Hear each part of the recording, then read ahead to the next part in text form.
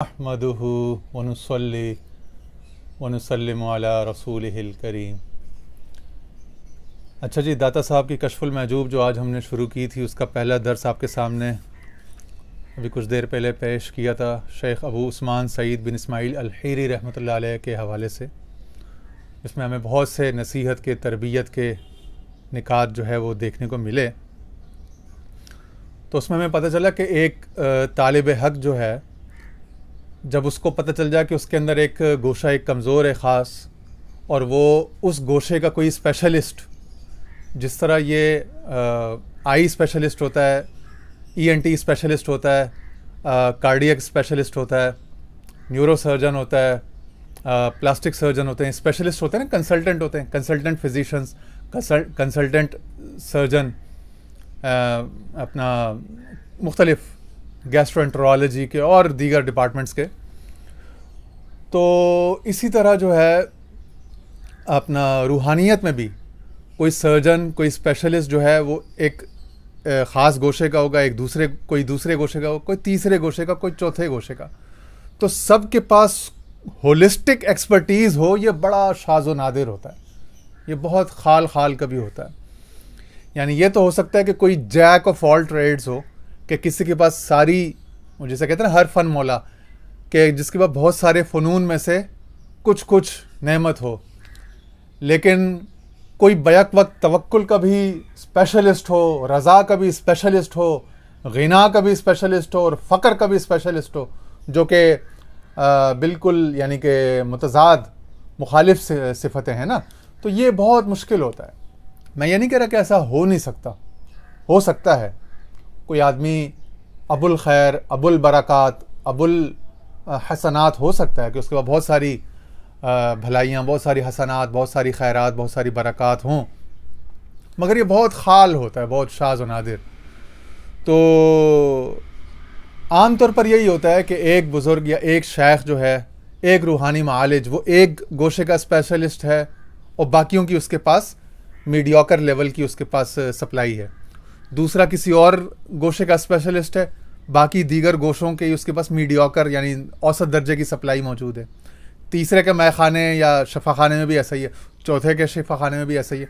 तो इंसान जो है वो अगर उसमें तलब हो और यकसुई हो कि एंड रिज़ल्ट, एंड जो है वो अल्लाह और उसके रसूल की रज़ा, अल्लाह और उसके रसूल की का कुर्ब, अल्लाह और उसके रसूल की मंशा से, मशीयत से हम आहंगी, यही मकसूद है ना, असल ये चाहिए। यानी मंजिल ये है, मंजिल किसी शेख की पूजा या इबादत या उम्मत होना तो नहीं है, वो नबी तो नहीं है, वो तो उम्मत ही है खुद। एक उम्मत का एक शेख है, एक उस्ताद है, ठीक है। गो के बमंजिला, वो कहते हैं कि दाता साहब ने भी कशफुल मौजूद फरमाया, दीगर बुजुर्गान दीन ने फरमाया कि शेख अपने मुरीदों में ऐसा है जैसे नबी अपनी उम्मत में, वो ऐसा है जैसे वो का और काफ़े तशबीह लगा हुआ है। ऐसा नहीं का बयान ही नबी, खुदा न खास्ता ख़त्म नबूवत का इनकार तो कोई नहीं कर, वो तो इस्लाम से ही आउट हो जाएगा, वो तो अपने पीर को बदनाम करेगा, बेड़ा गर्क करवाएगा ज़माने का, ऐसा नहीं है, ठीक है ना। तो कोई भी इंतहा पसंदाना रुझान या अकीदत या मोतक़िदात तो किसी बैलेंस्ड इंसान के तो नहीं हो सकते, ठीक है ना। It's all about balance, it's all about the proportion. तो मिकदार में और मिकदारों में सब चीज़ें करनी है ना, सब चीज़ें प्रोपोर्शंस में, तनासब के साथ करनी है। कोई भी गैर मुतनासिब, गैर मुतवाज़िन शय तो नहीं रखनी, न फ़िक्र में, न नज़रिए में, न तसव्वुर में, न मामूल में। तो अफ़कार, नज़रियात, तसव्वुरात, मामूलात, सब में एक बैलेंस, एक मियाना रवि और एक एतदाल को देखना है, तवस्सुत को देखना है, एतदाल को देखना है, ठीक है जी। तो जहाँ से आपको, जैसे पिछले टॉक में हमने डिस्कस किया था, पिछले लेक्चर में, कि भाई कोई बुज़ुर्ग हो सकता है ज़िक्र इलाही का स्पेशलिस्ट हो, कोई खशियत का हो, कोई गिरिया व बुका का हो, कोई इश्क़ रसूल का हो, कोई निस्बत इताअत मुस्तफ़ा का हो, कोई निस्बत मोहब्बत मुस्तफ़ा का स्पेशलिस्ट हो, कोई निस्बत इल्म मुस्तफ़ा का स्पेशलिस्ट हो, यानी किसी के पास अवेयरनेस ज़्यादा है, इंसाइट ज़्यादा है। तो अगर आपने इल्म के तरीक़ से अपनी कमज़ोरी को जो है ना वो उसको फुलफ़िल करना है, तो आप कहाँ से करेंगे? अपनी रिफिलिंग, अपनी सप्लाई कहाँ से लेंगे? अगर कोई इल्म का स्पेशलिस्ट है, जो दीन के जो नुसूस हैं कुरान और हदीस के, उनमें बड़ी नज़र गायर रखता है, बड़ा उनका कोरिलेटिव स्टडी रखता है जदीद ज़माने की psychology, economics, finance, business, sociology के साथ साथ, तो फिर आपको उसके पास जाना पड़ेगा ताकि आप इल्मी तौर पर, इंटेलेक्चुअली, फ़िक्री तौर पर मजबूत हो।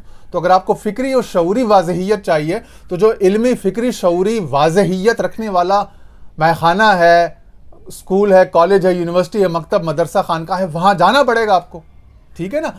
तो जो आपकी नीड है, जो भी रिक्वायरमेंट है, उसके स्पेशलिस्ट के पास जाना जो है उसमें खूबी है, भलाई है, ऐब नहीं है। ठीक है ना? अगर आपने फोटोग्राफी सीखनी तो किसी फोटोग्राफी के स्पेशलिस्ट के पास जाओगे ना। शेख अकबर ने भी यही कहा है आगे। शेख अकबर ने फुसूसुल हिकम में आगे वो जो इब्बार नखल, हाँ इत्तेफाक से वही सफ़ा हो रहा है, वज़हर ज़ालिक फ़िल उम्मतिल मुहम्मद, ये देखे ना, ये बुजुर्गान दीन का तसर्रुफ है जो खुद ब खुद खुला हुआ था। मुझे क्या पता था, कोई तैयारी नहीं थी कि ये आना।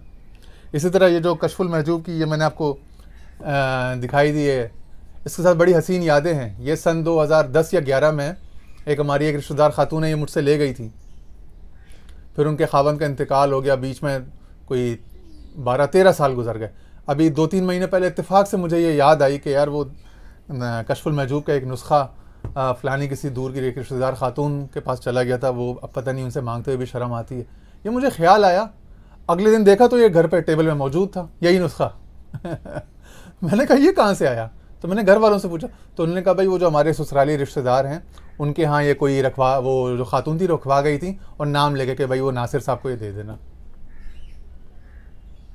मैंने कहा या अल्लाह, कुछ और ही मांग लेता। तो ये बुजुर्गान दीन की तवज्जो और तसर्रुफ है। तो ये इस तरह की चीज़ें अल्हम्दुलिल्लाह जब बंदा अल्लाह के रास्ते में होता है और उसकी तलब सादिक हो, तो ये इस तरह के फ़ज़ल अफ़ज़ाल जो है, ये मेहरबानियाँ रास्ते की ये होती रहती है अल्हम्दुलिल्लाह। ठीक है ना? वज़हर ज़ालिक फ़िल उम्मतिल मुहम्मदिय्यति फ़ी हदीस इब्बार नख्ल फ़क़ाल अलैहिस्सलातु वस्सलाम लिअस्हाबी अंतुम अअलमु बिमसालिहि दुनियाकुम। ये खजूरों की उसका एक मसला था, खजूरों की पैवनकारी का, कि वो कहते हैं कि नर खजूर और मादा खजूर। तो वहाँ पे ये डिस्कस हुआ गालिबन मक्का में या मदीना में। तो कुछ लोगों ने बताया कि हम इस तरह करते हैं कि ये जो कम फसल देने वाली खजूर है ना, हम इनमें दूसरी जो मादा है या नर है, जो भी है मुझे मालूम नहीं एग्जैक्टली जिन्स, तो वो मादा में नर का या नर में मादा की कलमें लगा लेते हैं, उसकी पैवनकारी कर लेते हैं, ताकि ये जो दूसरा जो दरख्त है ये भी समरबार हो जाए, इस पर भी ज़्यादा फल आने, ज़्यादा इस पर जो है ना वो फसल आने लग जाए। तो फसल में इजाफे के लिए हम लोग ये, तो हुज़ूर सल्लल्लाहु अलैहि वसल्लम ने फरमाया ठीक है, तुम अपनी दुनिया की बेहतरियों को ज़्यादा बेहतर जानते हो। शेख अकबर ने इस हदीस को एक्नॉलेज किया है।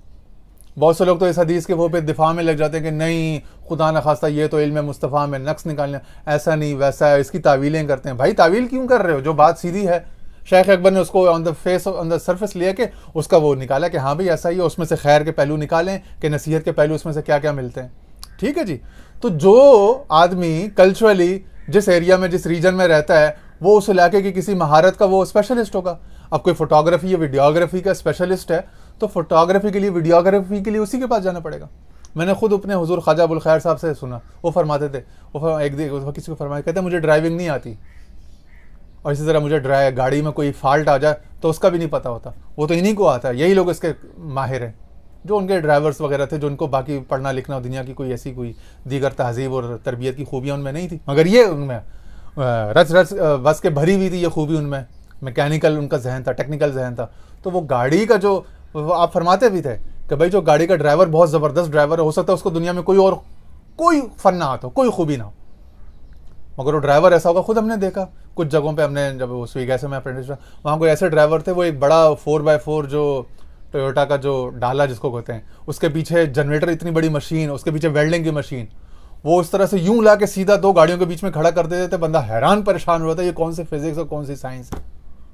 तो जो ड्राइवरी का एक्सपर्ट है वो ऐसे मौजज़ाना मिराकुलस किस्म के काम कर जाएगा कि आप सारी उम्र हैरान रहेंगे। दुनिया में ऐसे, अब तो यूट्यूब पे इसके हज़ारों उसके मज़ाहिर मौजूद हैं। ठीक है ना?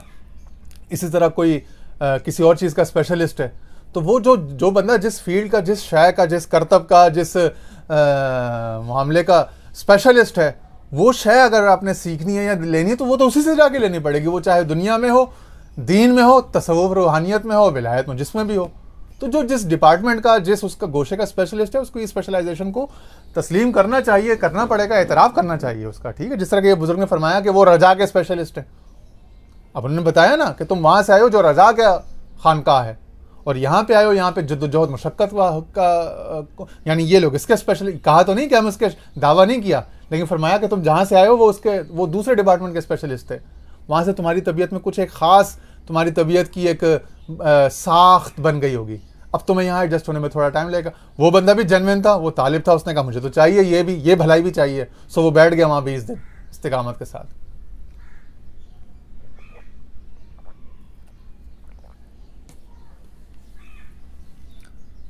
तो उसने गिव अप नहीं किया, अपनी तलब जारी रखी, ठीक है जी। तो परसिस्टेंस इज द की। आज के जितने भी बॉब प्रॉक्टर हो, अर्ल नाइटिंगेल हो, उसके पीछे इन दोनों का जो उस्ताद था, इन दोनों का बाप जिसको कहते हैं नेपोलियन हिल, जिसकी थिंक एंड ग्रो रिच उसकी किताब है, जो करीब 28 साल की रिसर्च में उसने मुरतब की। उसने पूरा चैप्टर है परसिस्टेंस पर। तो परसिस्टेंस इज द की। किसी भी काम में उस काम को मुस्तकिल मिजाजी के साथ डट के करते रहना, लगे रहना उस पर, उसको छोड़ना नहीं। और यही अब नसीम तालिब जो आज का दौर का थिंकर है, वो उसको एंटी फ्रेजिलिटी का नाम देता है कि भाई चाहे जितने भी, बल्कि वो तो कहता है कि इंसान में और जानवर में या मशीन में फ़र्क, बल्कि इंसान में और मशीन, इंसान और जानवर को वो ऑर्गेनिक बीइंग्स में लेता है, और उसके अलावा वो खड़ा करता है मैकेनिकल बीइंग्स। तो कह रहे हैं एक मैकेनिकल थिंग में, यानी उसने एक अपनी किताब में मिसाल दी उसकी बिल्ली और वॉशिंग मशीन की। तो कह रहे वॉशिंग मशीन में और बिल्ली में यही फ़र्क है कि वॉशिंग मशीन को ऑपरेट करने के लिए, अपना काम फंक्शन परफॉर्म करने के लिए एक्सटर्नल फोर्सेस की, स्ट्रेसर्स की ज़रूरत नहीं है, और बिल्ली को ज़रूरत है। बिल्ली एक सिंबॉलिक है, यानी किसी भी जानदार चलने फिरने वाली नामियाती ऑर्गेनिक इंसान हो या जानवर, उन दोनों को ज़रूरत है स्ट्रेसर की, यानी कि उनकी ज़िंदगी में कोई प्रेशर आए, स्ट्रेस आए, तो वो उसमें परफॉर्म करते हैं, वो उसमें अपनी सर्वाइवल की जंग लड़ते हैं। आपने कभी बिल्ली पे गौर किया, उसकी आंखों में हर वक्त एक होता है कि वो किसी शय से नबरदाजमा है, यानी हमेशा वो उसकी आंखों में आपको जिद्दोजहद, तजस्सुस कुछ नज़र आएगा, ठीक है ना। तो इस्तिराब, यानी इस्तिराब उसके अंदर नज़र आएगा। क्यों? वो हमेशा अपने लिए वर्क अराउंड कर रही होती है, अपना रास्ता निकाल रही होती है, खाने का, पीने का, शेल्टर का, अपना जो इलाका अगर बिल्ला हो तो उसने बनाए होते हैं, अपनी मार्क किए होते हैं टेरिटरीज। तो ये इन सब चीज़ों का तो एक कांस्टेंट बैटल में रहते हैं वो, जब तक जाग रहे होते हैं, जो उनके वेकिंग आवर्स। फिर जब वो सोते हैं, आराम करते हैं, वो एक अलग बात है, लेकिन जब तक वो होते हैं तो आपने उसकी आंखों में एक खास एक तरसुस देखा होगा। और इसी तरह बहुत सारे जानवरों में होता है। इसी तरह इंसान है, इंसान को तो बदरजहा ज़्यादा, उसकी तो जिम्मेदारी चूँकि ज़्यादा है, तो उसको तो ज़्यादा अपना, वो जो इकबाल का शेर था, हमारे पीर साहब अक्सर पढ़ते थे, हाँ वो है ना कि इसी कश्मकश में गुजरी, इसी कश्मकश में गुजरी मेरी ज़िंदगी की रातें, कभी सोज़ो साज़े रूमी, कभी पैचो ताबे राज़ी। तो कभी राज़ी और गज़ाली की तरह पैचो ताब खाएगा बंदा, क्योंकि उसने मामलात के हल निकालने, मसाइल का हल, उसने सवालात के, इश्कालात के हल निकालने, इजमालों की तफसीलें निकालनी है, फिर उनको तदबीक, उनका आपस में मुताबिकत, जो उसने थॉट्स जहाँ जहाँ अलग अलग मुतफर्रिक दिए हैं, उनको फिर जमा करके एक जगह एक प्लेट पे लाके किसी एक लेक्चर में जमा करना। तो उसकी तो कांस्टेंट स्ट्रगल है, कांस्टेंट बैटल है, ठीक है ना। और कभी सोज़ो साज़े रूमी, कभी बस मस्त नगमे सुन के वो मस्त है कवाली में, मुराकबे में, मुकाशफा में, मुशाहिदे में, वो अपने अपने महल में। और कभी ये, कभी जद्दोजहद, ठीक है जी। तो कोई उसका स्पेशलिस्ट होगा, जिद्दोजहद का, सोज़ो साज़े रूमी का स्पेशलिस्ट होगा, कोई जिद्दोजहद का, मुजाहिदे का, मुशक्क़त का, पेचो ताबे राज़ी का स्पेशलिस्ट होगा, और कोई दोनों का जामे होगा। तो हमारे पीर साहब ख्वाजा अबुल खैर साहब इत्तेफाक से दोनों के जामे थे। आप अक्सर ये शेर ही पढ़ते थे, दावा तो नहीं करते थे कि मैं इसका जामे हूँ या मेरा आस्थाना या मेरा तरीका इसका जामे, ऐसा दावा ये लोग नहीं करते हजरात, हाँ, लेकिन अशार में बात कह जाते हैं, पैगाम दे जाते हैं, शेर व शायरी में कहानियाँ सुना के, वाक़यात के ज़रिए से, ठीक है।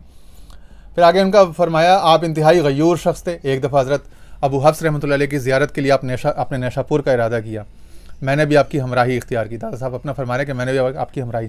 जब हम हज़रत अबू हफ्स रहमतुल्लाह अलैह की खिदमत में पहुँचे तो उस वक्त शाह शुजा रहमतुल्लाह अलैह ने क़बा पहन रखी थी।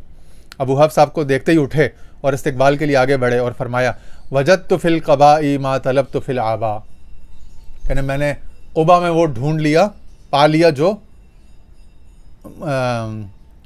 जो बात मुझे अबा में मैंने वो पाली, वो बात, या कुबा में वो बात पाली जो मैं अबा में ढूंढ रहा था। यानी माना ये है कि मैं एक किस्म के लिबास में, या एक किस्म के हाल में, या एक किस्म के रूहानी स्टेशन मकाम में जो चीज़ ढूंढ रहा था, वो मैंने दूसरे किस्म की हालत में, दूसरी किस्म की कैफियत, या दूसरे किस्म के तसव्वुर या नज़रिया में, दूसरी किस्म की मश्क में पा ली। मुराद मकसद कहने का ये था कि जो चीज़ मैं इस तरह से पाना चाह रहा था, वो चीज़ चलते हुए मेरे पास वो उस शय का हामिल नेमत जो आ गया। मकसद कहने का ये होगा कि मैं चाह रहा था कि मैं आपके पास आगे वो शय पाता, लेकिन आप खुद मेरे पास आ गए, गोया कि मुझे वो चीज़ उस तरह से मिल गई। ठीक है ना। तो ये मुख्तलिफ, ये चूँकि इनके हजरात का कलाम इशारों में होता है, तो ये इनकी बातें इस तरह की होती हैं। ठीक है ना। इस दौरान मेरी दिल की कोशिश थी कि किसी तरह मुझे हज़रत अबू हफ्स रहमतुल्लाह अलैह की सोहबत नसीब हो। अब ये देखें ना, तीसरे शेख की सोहबत, एक वो जो रजा के स्पेशलिस्ट है, वहाँ से दूसरा, आप गाड़ी जब चलाते हो क्या एक ही गियर में चलाते हो? शिफ्टिंग करते हो ना, गियर शिफ्टिंग ऑटोमेटिक भी हो तो उसमें गियर शिफ्टिंग ऑटोमेटिकली हो रही, ऑटोमेटिक ट्रांसमिशन वाली गाड़ी में भी चल रही होती गियर शिफ्टिंग। ठीक है ना। या फिर आपके पास पेडल शिफ्टर्स होते हैं, या हाथ में वो मैनुअल लिवर गियर हो, लेकिन आप गाड़ी को कभी भी कांस्टेंट एक स्पीड में तो नहीं रखते ना, कभी आप फर्स्ट में रखते हो, कभी सेकंड में, कभी थर्ड में, और ऑटोमेटिक हो तो कभी डी में, कभी पी में, कभी आर में। ठीक है ना। कभी पार्किंग, कभी ड्राइव, कभी एको, कभी फलाना, मोड्स होते हैं ना। तो इसी तरह ज़िंदगी की गाड़ी, इसी तरह तरीक़त की गाड़ी, इसी तरह सुलूक अल्लाह की गाड़ी। सुलूक सफ़र को कहते हैं ना, तरीक़त भी रास्ते को कहते हैं। तो सफ़र, रास्ता, ये सब जो है, इसमें बंदा एक ही उसमें तो नहीं चलता पैटर्न में, कभी एक शय के इजाफे के साथ, दूसरे की कमी के साथ, कभी दूसरी शय के इजाफे और पहली शय की कमी के साथ, कभी दोनों के कमी तीसरे के इजाफे, कभी तीनों की कमी और चौथे के इजाफे के साथ। तो इस तरह से वेरिएशंस लेकर आता है ना। कभी एक मोड में, कभी एक रंग में, कभी दूसरे रंग में, कभी तीसरे रंग में, है जी।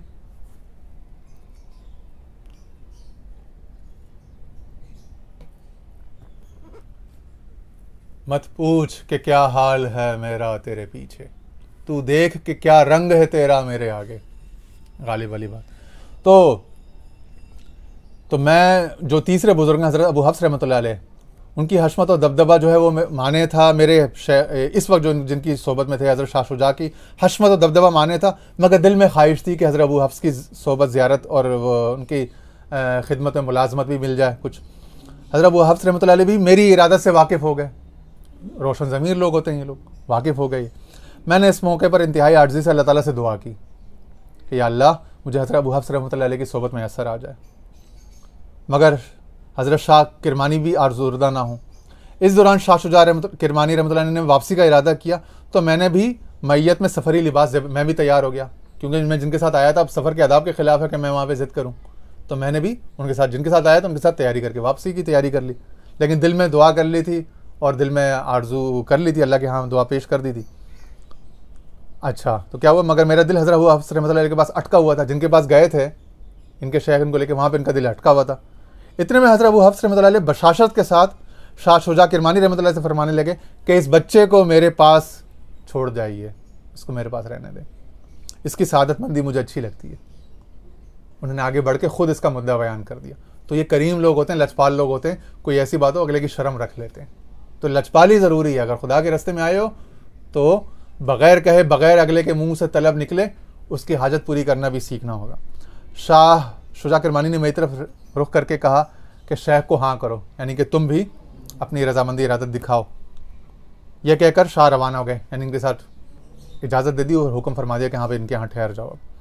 और मैं वहीं पड़ा रह गया। आपकी सोहबत में अजीब व गरीब बातें देखने में आई। आपको अल्लाह ताला ने मकाम शफ़क़त अता फरमाया था। अब यह तीसरा एक मकाम है, अब यह तीसरी एक हस्ती जिसके बाद मकाम शफ़क़त है। यह शफ़क़त का स्पेशलिस्ट है। ठीक है, वो दूसरा किसी और का स्पेशलिस्ट था, पहला किसी और गोशे का स्पेशलिस्ट। देख रहे हैं ना आप।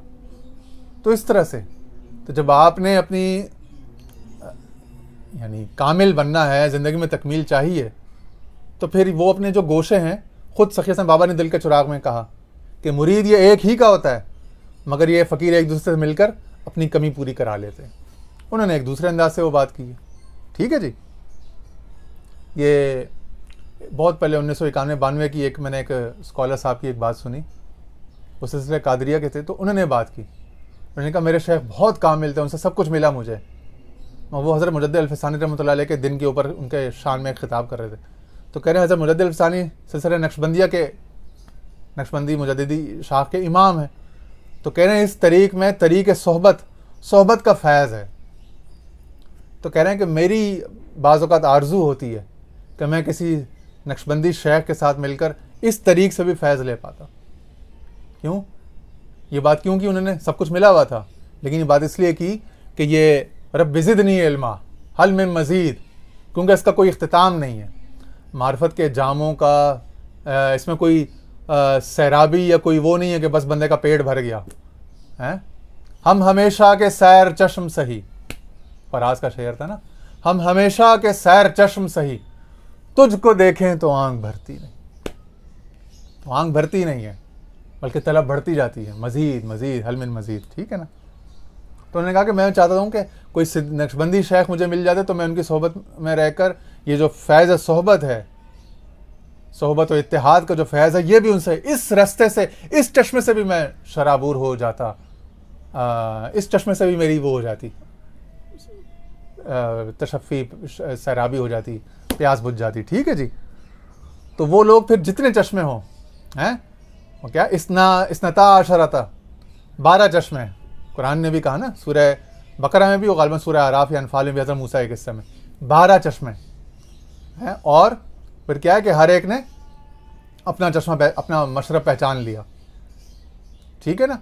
तो ये है वो कद अलिम कुल्लु उनासिम मशरबहुम फनफजरत मिन हुस्नता आशरता आईना, कि 12 चश्मे फूट पड़े और हर एक ने अपना अपना जिस चश्मे से उसने सैराबी करनी थी उसने अपना घाट पहचान लिया। तो ये है। तो 12 वैरायटी तनव्वो वल्लज़ीना जाहदू फीना, जो हम में कोशिश करेगा, लनहदियन्नहुम सुबुलना, सबीलना भी कह सकते थे, हम उस पर अपना रास्ता खोल लेते। क्या सुबुलना, बहुत सारे रास्ते, मुख्तलिफ रास्ते, हज़ारों रास्ते खोल देंगे हम उस पर। तो रास्ते बहुत सारे हैं। ठीक है जी। हाँ, बहुत सारे इम्कानात हैं, बहुत सारी पॉसिबिलिटीज़ हैं, more than you can imagine. ठीक है जी।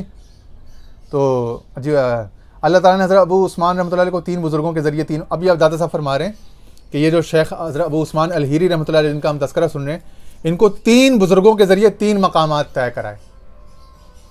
और ये तीनों मकामात जिन्हें इन बुज़ुर्गों से निस्बत दी गई ख़ुद उनकी ज़ात में मौजूद थे। यानी उन तीनों की तलब, उन तीनों रस्तों की तलब इस तालिब के अंदर, हज़रत अबू उस्मान हैरी के अंदर मौजूद थी। उन तीनों ने क्या किया कि सिर्फ उसकी आबियारी की, उसकी पानी डाला, उसको बढ़ाया, उसको शोला दिया, बढ़ा दिया, मगर वो थोड़ी थोड़ी उनकी तलब, कम से कम तलब की हद में तो मौजूद थे ना। चलें अगर वो उनका कोई हिस्सा अगर ना भी हो, अगर मान लिया जाए, तो तलब मौजूद। तलब का मतलब है कि वो शय है, ask and you shall receive, तलब रखो तो तुम्हें मिलेगा। मियाँ साहब मुझे फरमाते थे कि दरवाज़ा खटखटाते रहो, और ये बाइबल का कोट है, knock and the door shall open upon unto you. ठीक है ना। खटखटाओ, दरवाज़ा खुलेगा। मियाँ साहब अक्सर मुझे फरमाते थे कि भाई जो तलब रखता है और बार बार आता है, तो खटखटाता है, दरवाजे पे आता है, उसको मिलता है, उसके लिए दरवाज़ा खुलता है। ये 3 चीज़ें बाइबल में, ASK, ask and you shall receive. दूसरा, seek and you shall find, ढूंढो और तुम्हें मिल जाएगा। या what you seek is seeking you, Rumi के नाम से भी कोट किया जाता है। ठीक है ना। और तीसरा, knock and the door shall open unto you, खटखटाओ, दरवाज़ा तुम पर खोल दिया जाएगा। 3 बुजुर्गों के जरिए इनको 3 मकाम, और ये तीनों मकामात जिन्हें इन बुजुर्गों से निस्बत देगी खुद उनकी ज़ात में भी मौजूद थे। मकाम रजा हज़रत याहिया रहमतुल्लाह अलैह की सोहबत से, मकाम गैरत हज़रत शाह शुजा कुरमानी से। ठीक है। रजा वहाँ से जो पहला बयान हुआ था, दूसरे से मकाम गैरत, और तीसरे से मकाम शफ़क़त मिला। तो ये तीनों चीज़ें कम अज़ कम होना इंसान में ज़रूरी है। तीनों चीज़ें होनी। मॉडर्न साइकोलॉजी क्या कहती है? मॉडर्न साइकोलॉजी से भी चलो जोड़ लेते हैं। वो कहते हैं कि 5 पर्सनालिटी ट्रेट्स हैं, बिग 5, कहने ये इंसान में होने ज़रूरी हैं, या इनके हवाले से बंदे को परखा जाता है। इन 5 ट्रेट्स के हवाले से मैं लिख ले आया था, और ये इनका एक एक्रोनिम बनता है ओशन, OCEAN, बिग 5 या ओशन। ये 5 पर्सनालिटी ट्रेट्स हैं जिनके ऊपर इंसानों का, उनकी पर्सनालिटी का एनालिसिस या साइको एनालिसिस किया जाता है। पहला वो कह रहे हैं ओपननेस, यानी इंसान इन्वेंटिव है, क्यूरियस है, कंसिस्टेंट है, कॉशियस है कि नहीं है, ठीक है ना। ओपननेस होनी चाहिए इंसान की तबीयत में, ओपन हो, कुशादगी हो, खुला हो नए पॉसिबिलिटीज़, नए वेन्यूज़ एक्सप्लोर करने के लिए, नए इम्कानात के लिए। 2, कॉन्शियसनेस, ज़मीर या मकसदियत। इसमें यह है कि वो गोल ड्रिवन है कि नहीं है, गोल सेटिंग उसके अंदर है कि नहीं है, एफिशिएंसी है कि नहीं है, ऑर्गेनाइज्ड है कि नहीं है, कहीं एक्स्ट्रावेगेंट या केयरलेस तो नहीं है, पर्पस ड्रिवन लाइफ है कि नहीं, ये कॉन्शियसनेस। तीसरा वो कह रहे हैं एक्सट्रोवर्जन या एक्स्ट्रावर्जन, कि आउटर इफेक्ट्स से वो ड्राइव लेता है कि नहीं, मोटिवेट होता है कि नहीं, आउट गोइंग और एनर्जेटिक है कि नहीं है, या सॉलिटरी है और रिजर्व्ड है। Extroversion, OCE, openness, consciousness, extroversion. चौथा अग्रीएबलनेस, अग्रीएबल बंदा है कि नहीं है, फ्रेंडली, या लोगों के साथ अग्री करता है कि नहीं मुख्तलिफ चीज़ों पर, या हमेशा इख्तिलाफ ही करता रहता है। नहीं नहीं, ऐसा नहीं है, यूँ तो नहीं बात शुरू करता। हमारी कौम जो है ना, वो पाकिस्तानी कौम नहीं से शुरू करती है बात इल्ला माशाअल्लाह। तो नहीं से बात शुरू करने वाला तो नहीं है कहीं, नहीं आप समझे नहीं, नहीं ऐसा नहीं, अरे असल में बात यूं करके बात शुरू करना, यानी हमेशा डिफ़र करना, एग्रीमेंट जिसकी ज़िंदगी के अंदर इत्तेफाक ना हो, लोगों के साथ इत्तेफाक करना, लोगों के साथ क्या कहते हैं हम आहंग होना, हमेशा अपनी जुदा 1.5 ईंट की, ये नहीं होना चाहिए। अग्रीएबलनेस होनी चाहिए एक इंसान में, फ्रेंडली हो, कंपेटिटिवनेस हो, कंपैशनेट हो, लोगों का हमदर्दी हो लोगों के लिए, ज़्यादा क्रिटिकल और जजमेंटल ना हो, इसको कहते हैं अग्रीएबलनेस, OCEA। और चौथा है न्यूरोटिसिज्म, या न्यूरोटिसिज्म का आप यूँ कह सकते हैं कि इमोशनल स्टेबिलिटी उसमें है कि नहीं है, जज्बाती तौर पर वो स्टेबल इंसान है कि नहीं है। या तीसरा नाम इसका है स्ट्रेस टॉलरेंस, स्ट्रेस टॉलरेंस उसमें कितनी है, सेंसिटिव या नर्वस तो नहीं हो जाता, रेजिलिएंट है कि नहीं है, वही एंटी फ्रेजिल है कि नहीं है, एक्सटर्नल स्ट्रेसर्स जो हैं इसको मजबूत स्ट्रॉन्ग करते हैं कि नहीं, वेरिएंस, वेरिएबिलिटी और रैंडमनेस जो है, इससे डर के घबरा के टूट तो नहीं जाता, या इसके मुंह में हाथ देकर इसके आगे हालात में आगे जाके थ्राइव करके आगे बढ़ता है, ठीक है ना, कॉन्फिडेंट है कि नहीं है, रेजिलिएंट है कि नहीं, वही एंटी फ्रेजिल वाली बात। तो ये चीज़ें हैं। तो ये मुख्तलिफ अरबी, उर्दू या क्लासिकल अल्फाज में आप ले लो, तो ये ज़बानों का फ़र्क नहीं है, ये रवैये हैं, ये इंसानी तबीयत या शख्सियत के पहलू हैं। वो अंग्रेज़ी हो, मॉडर्न हो या क्लासिकल हो, चीज़ें वही हैं, कम मोर और लेस 19-20 का फ़र्क होगा। तो एक से मकाम जो है वो गैरत तय किया, एक जगह से मकाम शुजाअत तय किया, और एक से मकाम शफ़क़त तय किया। तो ये सब चीज़ें, तो आपके अंदर वो भी हो, ये खूबी भी हो, ये खूबी भी हो। तो एक खूबी का जो स्पेशलिस्ट हो, कुछ हमारे 200 पीर भाइयों बात हो रही, तो मैंने उनको एक खानका का बताया, मैंने कहा वो जो फ़लाने शेख हैं वो बड़े मेहमान नवाज हैं, उनके जो मुरीद हैं उनमें खिदमत जो है, यानी आओ भगत जो है जिसे कहते हैं, वो पश्तो में कहते हैं सत करना। वो पश्तो पीपल लोग हैं, इसको बड़ा बुरा मनाते हैं। अगर आपने खाली रोटी सालन या पराठा अंडा रख दिया किसी के आगे, पेट तो उसका भर जाएगा, लेकिन वो कहते हैं यार ये मेहमान नवाजी के आदाब में से नहीं है। क्योंकि अगर आप KBK जाएँ, आप हैरान हो जाएंगे, वहाँ अगर कोई आपकी दावत करेगा 10 से 15 किस्म की डिशें रख देगा। वहाँ कल्चर है, मच्छी अलग, छोटा गोश्त अलग, छोटे में बकरे का अलग, दुम्बे का अलग, गाय का अलग, बाज़ औक़ात भैंस का भी अलग, और फिर गोश्त में फिर गोश्त के चावल अलग, गोश्त के सालन अलग, गोश्त की कढ़ाई अलग, भुना हुआ गोश्त अलग, और फिर सब्जियों में गाजर अलग, खीरा अलग, सलाद अलग, और दही अलग, दही का रायता अलग, टमाटर की चटनी अलग, पुदीने की चटनी अलग। तो 10 से 12 डिशें से वो खातिर तवाज़ो करते हैं। और अगर इससे कम हो, यानी 2, 3, 4 चीज़ें हों, तो वो उसको बड़ा गैरत के या सखावत के या मर्दांगी के ख़िलाफ़ समझा जाता है। तो समझे ना, अब इस तरह के अगर आप माहौल में रहेंगे तो फिर आपको इस तरह की लाइफ, इस तरह की कस्टम्स में, इस तरह की कल्चर में, तो फिर आपको इस तरह का रखना पड़ेगा। वही जो हमने पिछली नशिस्त में कहा था कि वो बुज़ुर्ग बराए दोस्त दारत, अब वहाँ के अगर इस तरह के लाडले लोग होंगे, इस तरह के मेहमान नवाजी का कल्चर, नॉर्म्स इतने ऊंचे सेट हों, पार इतना बुलंद किया, सेट किया हुआ है किसी सोसाइटी ने, तो वहाँ पे वो बुजुर्ग क्या वहाँ पे भीख मांगेगा, या वहाँ पे क्या दाल का लंगर खिलाएगा? वो तो लोग उसके मुंह पे थूकने भी कोई नहीं जाएगा, चाहे वो जितना मर्जी अल्लाह वाला हो। समझ रहे हैं ना? तो एक कल्चर के हिसाब से, सोसाइटी के हिसाब से, मैं ये इलाका टू इलाका, culture to culture, city to city very करता है बंदा, ये कि आपने तरीक़त को पेश किस तरह करना है। हिकमत यही है कि जैसा कल्चर है, जैसे नॉर्म्स है, उनके मुताबिक। खुद हुजूर अलैहिस्सलाम ने कितने हज़ारों जगह पे उर्फ़ की रियायत की है। अब फ़िक़ह की किताबों में अब ये आगे के हालात और ज़माना और उर्फ़ की रियायत, इस पर किताबें हैं मौलाना तकी अमीनी की, दीगर इंडिया और पाकिस्तान से बहुत, मेरे पास सारा वो मौजूद है। उसकी तफसील में अगर हम जाएँ तो लंबा हो जाएगा। ठीक है जी। तो ये सब चीज़ें अपने अंदर रखनी पड़ती हैं। ठीक है। हाँ, हज़रत अबू हफ्स मतलब की सोबत बसा औक़ात सालिक राह हकीकत 5 या 6 मशाइख की सोहबत से मंजिल मकसूद को पहुँचता है। यानी कमाल को पहुँचना है, आपने आदम बनना है, खलीफतुल्लाह के मकाम तक पहुँचना है, अल इंसानुल कामिल बनना है, तो 5 या 6 मशाइख की सोहबत से बंदा मंजिल मकसूद को पहुँचता है। अब आप मंजिल मकसूद चाहे फ़ना बका को मंजिल कह लो, या मकाम आदम का हुसूल कह लो, इंसान कामिल कह लो, जो भी कह लो, तीनों तरह से आप उसको डिफाइन कर सकते हो, लेकिन मंजिल वही है ना, अल्लाह की रज़ा, अल्लाह के काम का आला बन जाना।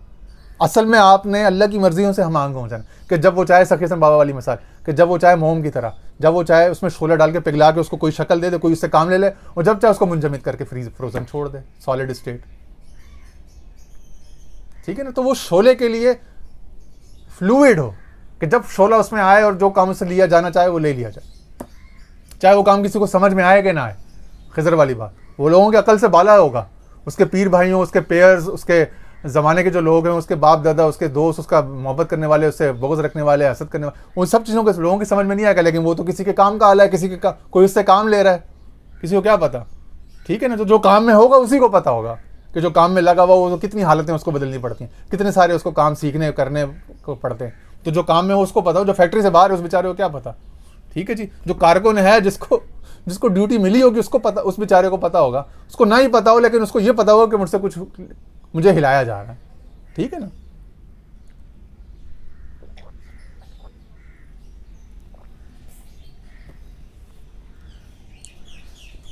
उसकी तो बस जिम्मेदारी है अपने अंदर से मुजाहिमत, रेजिस्टेंस निकाल ले, और हिलाने वाला जिस तरह से हिला रहा है, हिलता जाए, डुगडुगी पे नाचता रहे। ठीक है जी। हाँ जी। इसी तरह हर शेख और उसकी सोहबत मुरीद के लिए किसी न किसी मकाम की गिरह कुशाई का सबब बनती है। तो गिरहें, गुठाने, गिठाने, मैंने पिछले दिनों कहा था ना, वो मेरे मुंह से ताला और चाबी का लफ्ज़, वो जो हमारे अरबी ग्रामर के उस्ताद थे, जब वो बात हुई, लड़कों ने कहा कि ये हर वक्त अरबी ग्रामर की किताबें ख़रीदते हैं और नहव की इधर उधर, तो उस्ताद साहब ने क्या कहा था कि बेटा दुआ करो कि ये अरबी ज़ुबान जो है ना एक गिठान है, गिरा है, दुआ करो अल्लाह आपकी ये गांठ खोल दे, ये गिठान खोल दे।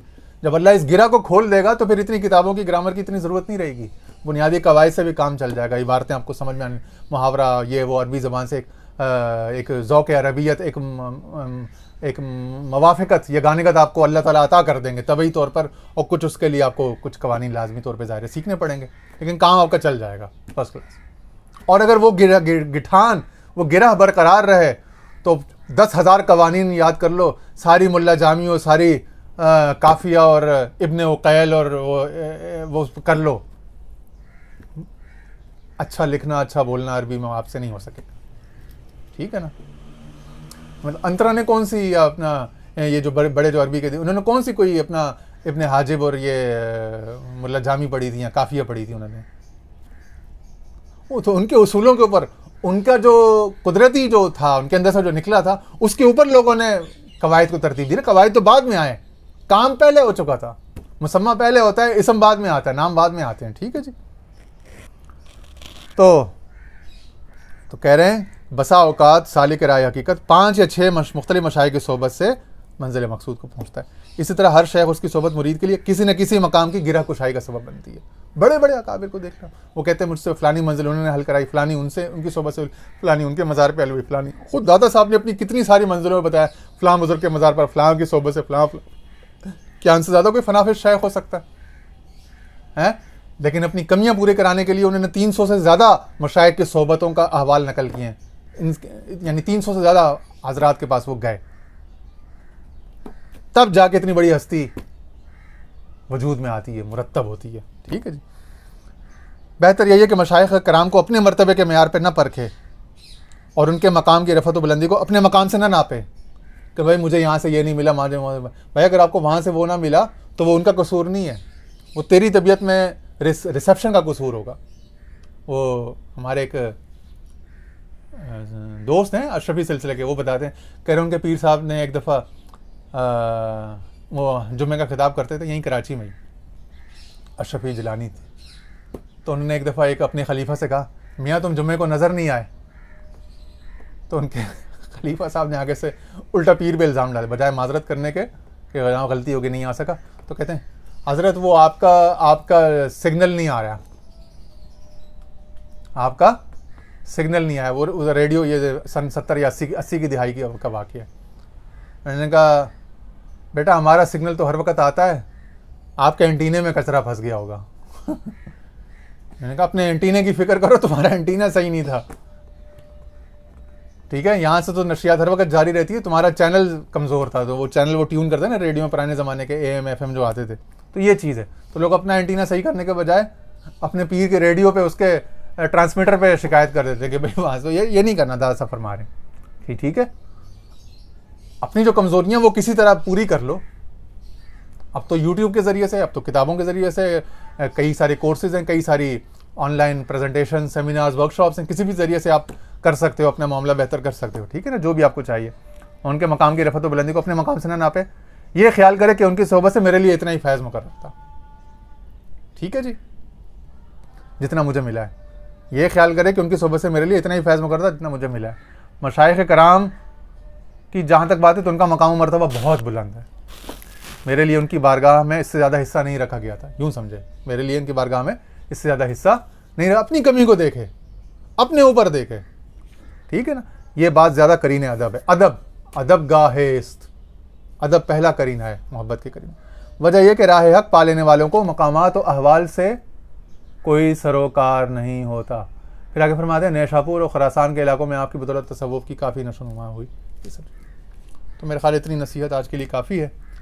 अल्लाह ताला इन सब हज़रात मशाइख़ की बरकतें, इनके फ़यूज़ात, इनकी रहमतें हमारे हिस्से में भी अता फ़रमाए और हमसे अपने महबूब सल्लल्लाहु अलैहि वसल्लम का अच्छा काम ले ले। आखिर दावाना अनिल हम्दुलिल्लाहि रब्बिल आलमीन।